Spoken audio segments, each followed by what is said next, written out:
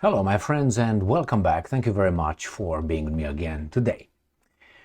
Maybe you watched one of my videos, maybe you read some news, maybe you watched someone else's videos telling you about why Trump left the G7 summit in Canada. And the reason was he's got more important things to do.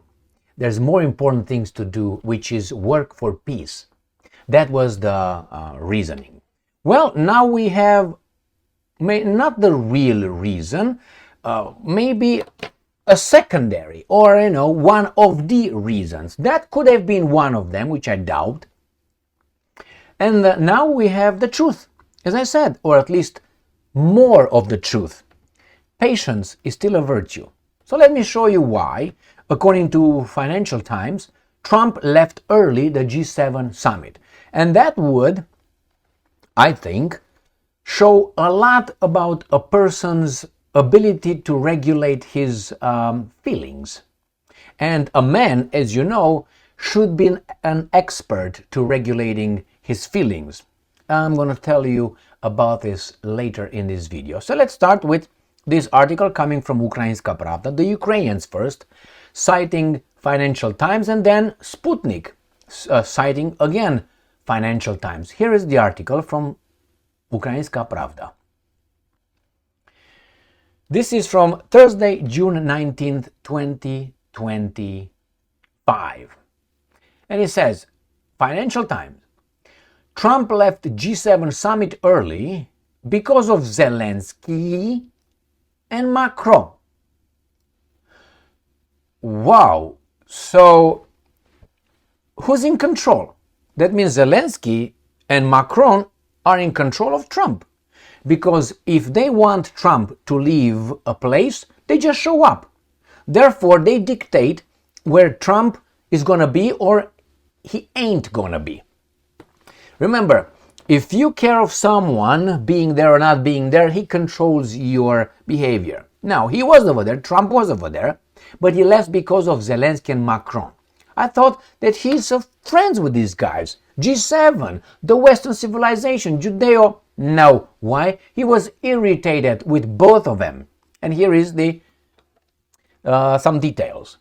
US President Donald Trump left the G7 summit ahead of schedule, supposedly due to his antipathy for French President Emmanuel Macron and lack of interest in meeting with Ukrainian President Volodymyr Zelensky.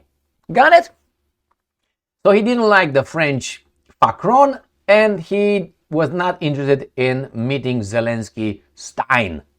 The Financial Times highlights that NATO has shortened the upcoming latest summit in The Hague to just one working session to avoid a repeat of Trump's early departure with the occurrence during the recent. So in the NATO, he's not going to show up or whatever's going on. Trump claimed that he had to return to Washington to tackle the conflict between Israel and Iran. And I'm quoting, but people familiar with the discussions said that his decision to leave was partly, as I said, not the only one, due to irritation at French President Emmanuel Macron, who had stopped in Greenland and opposed Trump's plans to take control of the island, as well as the US President's lack of interest in meeting the Ukrainian leader. The Financial Times said Trump spent less than a full day at a G7 summit before flying home, canceling the planned talks with Zelensky. After leaving Canada, Trump also publicly lashed out at Emmanuel Macron. This is the first one. The other one comes from Sputnik. Why did Trump cut G7 short? Not interested in Zelensky, too tired of Macron's drama. I got to go. Fish mouth. All right. So due to lack in interest in meeting Zelensky and because the other guy was a baboon. Now, maybe it is so. Maybe, you don't want to talk to this guy, you don't want to talk to that guy. To me, it seems like he ran away from something instead of slapping people around. The fact that the white farmers leave South Africa and America, instead of going and setting things right, are accepting the runaway people from there, that tells you the attitude of the group in Washington, D.C. That is the same thing here. Instead of going over there and showing up and smack Macron and Zelensky to pieces, he chooses to leave. Now you can say, well, that's smart, I have other things to do. That's okay, I understand that too, but I don't think that's what it is. Donald Trump is a very, by observation, is a very vain person. There's nothing wrong with that, but sometimes vanity plays against you. And as a politician, big ego, sometimes, I'm not saying you should not have an ego, an overinflated ego I'm talking about. You should have principles. Sometimes things could be bent here and there at the edges, but the principle is a principle. Values are values. Donald Trump is too emotional, and he changes his decisions or likings or dislikings at the drop of a hat. That's not okay, because that shows inconsistency. And inconsistency is like, I love you today, tomorrow I hate you, and then the next day I love you again. That means you're incapable of loving and hating, because you have to stick with that. I'm not saying you can mend fences, but here, he runs away from Zelensky. Why don't you go over there and smack him around? If you already scheduled the meeting, and regarding Macron, you can smack him around together with the whispering Meloni. Meloni, you know what I mean? Yeah, there's a video over there circulating with Meloni. I mean, with Macron. And Meloni. Anyway, so too emotional, and too emotional is not good. You can be emotional, but don't show it. The art of war is the art of deceiving. He's not deceiving anybody. He talks too much. That's another bad thing.